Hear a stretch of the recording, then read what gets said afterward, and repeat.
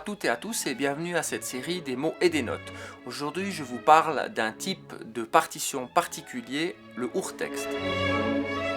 Dans la plupart des arts, nous avons une expérience immédiate avec l'objet créé par l'artiste. Par exemple, dans la littérature, la peinture ou la sculpture, vous avez un contact immédiat, soit avec un livre, soit avec la sculpture en elle-même, ou alors avec le tableau que vous pouvez voir sans intermédiaire. Il en est tout autre dans le domaine musical, puisqu'en réalité, vous avez une étape supplémentaire qui est celle de l'interprète.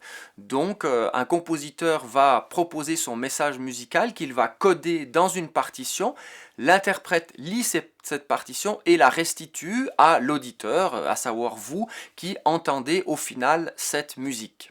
Cette étape intermédiaire entre le message musical et sa restitution est tout à fait indispensable et donc elle est contenue dans ce qu'on appelle la partition. L'éditeur de musique, à savoir celui qui produit une partition musicale destinée aux interprètes, se retrouve un tout petit peu dans le même rôle que celui du traducteur, c'est-à-dire un médium entre l'œuvre originale et puis le lecteur final. Son rôle est extrêmement délicat puisqu'il se doit d'être le plus fidèle à l'intention originale, comme vous pouvez le voir ici dans une citation de Umberto Eco. Il faut tenter de comprendre comment, tout en sachant qu'on ne dit jamais la même chose, on peut dire presque la même chose.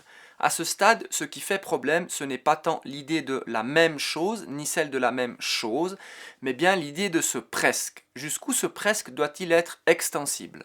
Umberto Eco précise plus loin le rôle du traducteur, ou dans notre cas celui de l'éditeur. Établir l'élasticité, l'extension du presque, cela dépend de critères qui doivent être négociés préalablement. Dire presque la même chose est un procédé qui se pose, nous le verrons, sous l'enseigne de la négociation. On pourrait dire que la personne qui crée une édition musicale est donc un négociateur entre le message initial et puis évidemment les besoins, les demandes des interprètes qui vont restituer ce message. Les interprètes ont pour ce faire 4 types de partitions à leur disposition dont on va examiner le détail ici et dont la fameuse édition urtext fait partie. Le premier type d'édition, le plus simple, est ce qu'on appelle le facsimilé, à savoir une reproduction photographique d'une source. Dans un facsimilé qui fait donc une photo d'un manuscrit autographe ou d'un manuscrit secondaire, évidemment tous les éléments d'origine sont présents puisque c'est simplement une reproduction. On a toutes les nuances de notation, la disposition des symboles sur la page, etc. Toutefois, on peut être confronté à de nombreux problèmes en jouant directement sur des facsimilés. On a évidemment des difficultés à lire certains systèmes de notation anciens qui ne sont pas du tout exactement comme le solfège moderne. Et puis on peut avoir des sources qui sont très très mal conservées. Vous voyez ici un exemple notamment de l'encre qui a fait un trou par acidité dans le manuscrit, ou bien une autre page où à force des siècles qui ont passé, une grosse partie de la musique et du texte ont simplement disparu de la page. On a quand même pour de nombreux compositeurs des autographes, c'est-à-dire des manuscrits de la main de l'auteur même, extrêmement bien conservés. Vous voyez ici par exemple la première page de la Messe en si de Johann Sebastian Bach, qui est tout à fait lisible. C'est moins le cas pour d'autres compositeurs qui avaient une écriture difficilement lisible par les éditeurs et par les interprètes. Vous voyez ici un extrait de la main de Beethoven, où on a évidemment beaucoup de choses qui sont tracées, beaucoup de choses qui sont changées, et puis beaucoup de choses qui sont difficiles à lire. Il y a évidemment autant de cas particuliers que de compositeurs particuliers, mais le principal défaut des facsimilés, s'ils sont bien conservés, c'est qu'évidemment ils peuvent contenir beaucoup de fautes, et donc les cas sont trop nombreux pour les énumérer ici, mais vous pouvez avoir des décalages de tierces, des clés qui sont fausses, des notes qui sont fausses aussi. C'est évidemment pas parce que c'est un manuscrit qu'il est exempt de fautes. Le jeu sur facsimilé demande donc un certain nombre de compétences que tous les interprètes n'ont pas, et puis évidemment il faut être capable de repérer ces fautes. C'est pour ça qu'on va créer des éditions imprimées, donc 3 types principaux.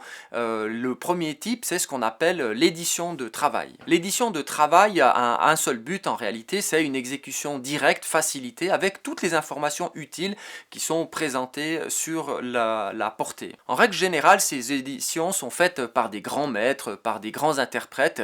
On peut avoir par exemple les sonates pour piano de Beethoven qui ont ont été faites par Hans von Bülow, ou bien les œuvres de Bach qui étaient d'abord jouées sur des éditions de Czerny ou bien de Busoni. Dans ces éditions, l'éditeur va ajouter tout ce qu'il pense être utile pour restituer au mieux le style d'exécution. Et donc on va ajouter des doigtés, on va ajouter des nuances, des phrasés, toute une série de signes d'articulation. Dans ces éditions de travail, on a donc au premier plan la vision de l'éditeur plutôt que la vision du compositeur lui-même. Si on prend un exemple célèbre d'une sonate en fa majeur de Mozart, vous voyez ici une édition de travail standard, donc avec toute une série de choses qui sont précisées, des crescendo, des pianos, des doigtés, des phrasés. Et puis si on regarde l'autographe de cette même sonate, donc de la main de Mozart, vous voyez qu'on a très peu d'informations. Vous voyez ici en rouge apparaître toutes les choses qui ont été ajoutées par l'éditeur. L'éditeur ne pense évidemment pas à mal, son but c'est ici évidemment de simplifier le jeu des futurs interprètes de ses œuvres en mettant ce qu'il pense être en réalité le style dans lequel il faut exécuter ces pièces de Mozart. Ces éditions sont donc aussi le véhicule d'une certaine tradition qui se fait par oral souvent sur comment jouer tel ou tel grand maître, et donc on va avoir le célèbre violoncelliste Starker qui va publier sa propre édition des suites pour violoncelle de Johann Sebastian Bach, ou bien encore Alfred Cortot, le grand pianiste français, qui va publier toutes les œuvres pour piano de Chopin. Dans ces éditions, on va avoir toute une série d'indications sur le jeu, sur comment aborder tel passage avec tel ou tel doigté. Vous voyez ici le début d'une des études de Chopin, avec parfois presque un tiers de la page qui est pris par ces indications, et c'est le cas ici, qui sont donc de la main de Cortot et non celle de Chopin. On a des cas très intéressants dans ces éditions de travail qui nous renseignent plus sur l'éditeur lui-même que sur le compositeur parfois, mais ça peut être un témoignage de première main. Vous avez un cas célèbre qui sont les sonates pour piano de Domenico Scarlatti qui ont été éditées par Béla Bartók, donc le grand compositeur du XXe siècle. Donc ils vont nous renseigner évidemment sur la réception de Scarlatti par Bartók. Vous voyez ici une page avec toute une série d'ajouts qui ne sont évidemment pas d'époque. Dans ces éditions, on fait peu de cas des idées originales du compositeur, et puis la plupart de ces ajouts ne sont pas signalés comme tels. Après la Deuxième Guerre mondiale, en réaction à cette place trop importante que prend l'éditeur face au compositeur, on va avoir un nouveau type d'édition qui va apparaître, et c'est cette fameuse édition Urtext. Le terme Urtext vient de l'allemand, il signifie texte original, ou bien encore le texte sur lequel se base une traduction. On a par exemple cette mention dans une phrase typique allemande, hat Homer im Urtext gelesen, il a lu Homère dans le texte, comme on dirait en français. L'idée ici, c'est de choisir un texte qui a valeur d'original, et puis de produire une édition sur ce texte-là qui a existé à un moment donné dans l'histoire. L'éditeur va se baser la plupart du temps sur la première édition, si elle est du vivant du compositeur par exemple, ou alors du manuscrit autographe de la main du compositeur. Il va décider que c'est la source la plus fiable, principale pour établir son édition. C'est une maison d'édition allemande, Henle Verlag, qui va lancer cette chose-là après la Deuxième Guerre mondiale avec un certain succès commercial, et donc vous avez peut-être déjà remarqué ce genre de partition, donc Henle, avec la mention Urtext. Le but de ce nouveau type d'édition présenté dans la préface, c'est vraiment de débarrasser la partition de tout ajout éditorial pour permettre aux musiciens d'opérer ses propres choix en se basant sur une bonne source originale qui a existé à un moment donné. Si le but peut paraître louable, l'Urtext présente quand même un certain nombre de problèmes, notamment la valeur donnée aux sources, l'autographe, les manuscrits, des copies d'autographes, les premières éditions, deuxièmes éditions, etc. Et puis, qu'est-ce qu'on fait effectivement des différentes versions, des variantes, puisqu'un compositeur peut revenir retravailler une pièce. Dans ce cas, la deuxième édition sera peut-être meilleure que la première édition. L'idée de Urtext laisse entendre qu'il y a une version originale, fidèle à la volonté du compositeur, mais en réalité, on peut avoir une version finale qui est bien plus proche de celle du compositeur. À titre d'exemple, je peux vous montrer ici un lied célèbre de Schubert qui s'appelle Erlkönig, le roi des Aunes, qui a subi 4 versions différentes, 4 éditions du vivant de Schubert sous sa supervision. Donc vous voyez ici la première version, c'est simplement les 2 ou 3 dernières mesures qui changent. Dans la deuxième version, on a un petit changement, troisième version encore, et quatrième et dernière version du vivant de Schubert, encore une autre version. Donc évidemment, quand vous éditez un urtext, c'est un tout petit peu compliqué. Quelle version vous devez choisir? Est-ce que c'est la première ou est-ce que c'est la dernière? Est-ce que vous signalez les variantes? Voilà, toute une série de questions se posent à l'éditeur. Si c'est le choix de la première édition qui est le plus souvent fait, ça pose néanmoins certains problèmes pour des compositeurs particuliers, notamment au 19e siècle.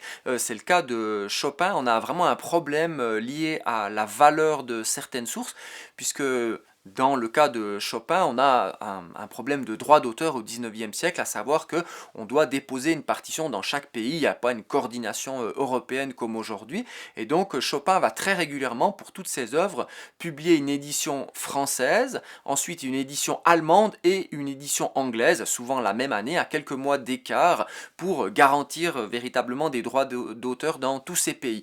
Et puis régulièrement, on peut trouver des variantes entre l'édition française, l'édition allemande et l'édition anglaise. Encore une fois, qu'est-ce que doit faire l'éditeur ici face à un urtext? C'est une question qui est un tout petit peu compliquée. Vous voyez par ces quelques exemples que la notion de urtext, qui était tout à fait louable à l'époque, est devenue avec le temps un tout petit peu un compromis en réalité entre le marché et puis la rigueur scientifique. C'est évidemment impossible de satisfaire tout le monde. Puis là derrière aussi, il y a tout un aspect commercial fort, puisque toute une série de maisons d'édition se sont mis à produire des urtextes, ou en mentionnant en tout cas ce mot urtext qui fait plus vendre qu'une partition entre guillemets standard. De toute façon, on va avoir une intervention de l'éditeur qui va choisir la source idéale ou qui va ajouter certaines choses ou corriger certaines fautes quand la première édition est fautif. Donc vous voyez que le dire presque la même chose de Umberto Eco peut avoir un presque qui est plus ou moins élastique dans certains types d'éditions. Vous voyez ici un exemple d'édition d'une autre maison qui est donc Schott, aussi une édition allemande, qui propose évidemment des urtextes, et puis vous allez retrouver au sommet la mention Neue Ausgabe nach dem Urtext, donc nouvelle édition d'après un urtext. Et en réalité, elle est de nouveau remplie de doigtés, d'indications qui n'étaient pas dans l'autographe que je vous ai montré tout à l'heure de la main de Mozart. À côté de ces éditions de travail et de cette fameuse édition urtext, on trouve un troisième groupe d'éditions qu'on appelle souvent édition critique ou édition scientifique. Ces éditions sont mises au point au 19e siècle déjà. Il ne s'agit pas d'un urtext, mais le but ici c'est d'établir un état de l'œuvre aussi authentique que possible sur la base de toutes les sources et informations disponibles. Et puis le deuxième but, c'est évidemment de présenter suffisamment d'informations pour que l'interprète puisse faire les choix musicaux appropriés. Cette édition critique musicale utilise les mêmes méthodes que l'édition standard littéraire, donc qui viennent de la philologie, donc de l'étude des textes, en l'occurrence ici de la philologie classique et biblique allemande, hein, puisque ces éditions naissent dans ce contexte.